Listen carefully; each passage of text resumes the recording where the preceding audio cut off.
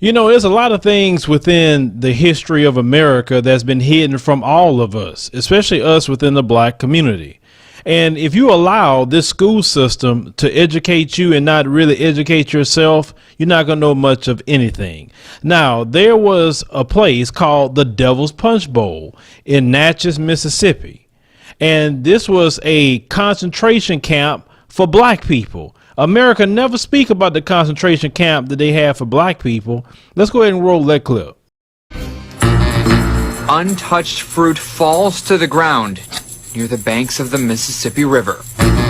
They talk about there's the most beautiful wild peach groves down in the Punchbowl. And researcher Paula Westbrook says, like a peach, the area known as the Devil's Punchbowl has a pit, a mass grave from the 1860s. Historians estimate that in 1 year, up to 20,000 freed slaves died in contraband camps below these bluffs. When the slaves were released from the plantations during the occupation, they overran Natchez, and the population went from about 10,000 to 120,000 overnight. So they decided to build an encampment for them at Devil's Punchbowl, which they walled off and wouldn't let them out.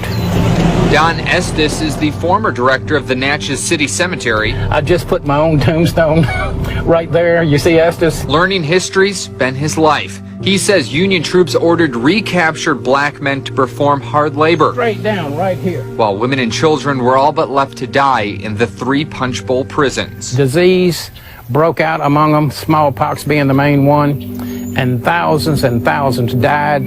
They were begging to get out. Turn me loose and I'll go home back to the plantation, anywhere but there. But they wouldn't let them out. The Union Army did not allow them to remove the bodies from the camp.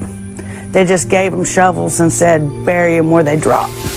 And I'd really like to show you more of this terrain, but it's just too thick with greenery. These bluffs are also straight down, so not only is it dangerous to navigate, it's still very mysterious back there. It's a bed of alligators and snakes.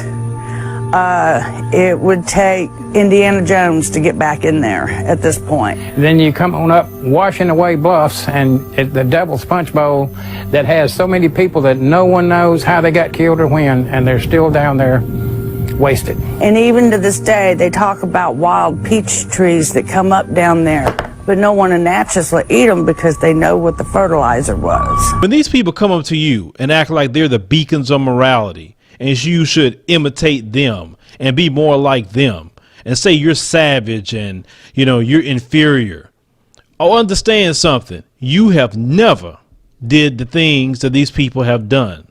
Now, just imagine you are getting off the plantation, of being treated like a slave. You're free.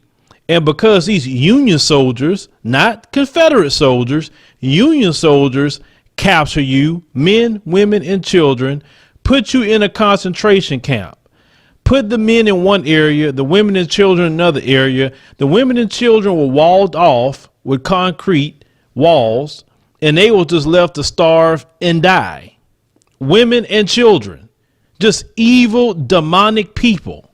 Then you had the men was put to so much hard labor that they was begging to go back to the plantation. That's how bad it was. And did you hear in 1 year, 20,000 black people died